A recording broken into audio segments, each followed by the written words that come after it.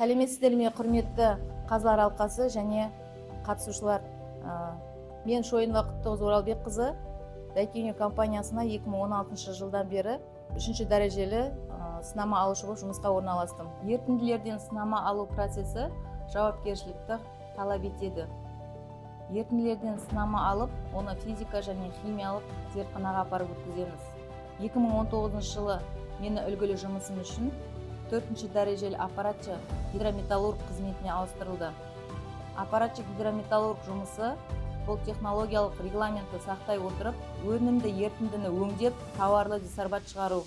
Бұл жұмыста толық меңгергеннен кейін маған 2025 жылы ақпан айында 5-ші дәрежелі аппаратшы гидрометаллург дәрежесі берілді. Мен бұл дәрежені де жауапкершілікпен атқарып, ары қарай елестерді бағындыруға өзіме толық сенемін. Ер кісілердің арасында жалғыз қыз болсам да, табандылығымды танытып, білімімді көрсетіп, ары қарай шыңдалып, биіктерді бағындыруға сенімдімін.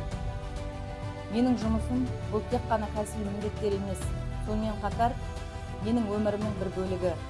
Уран өндіру жауапкершілікті, табандылықты және еңбекқорлықты талап ететін сала. Мен әр күн сайын өзімнің біліктілігімді арттырып, жаңа дағдыларды меңгеруге тырысамын. Менің мақсатым өндірісте қауіпсіздік пен тиімділікті қамтамасыз ету. Сондай-ақ командамен бірге жұмыс істеп, ортақ жетістіктерге жету. Мен жұмысымды тек өзім үшін емес, сонымен қатар еліміздің энергетикалық қауіпсіздігі үшін де еңбек етемін. Конкурсқа қатысу мен үшін үлкен мәртебе.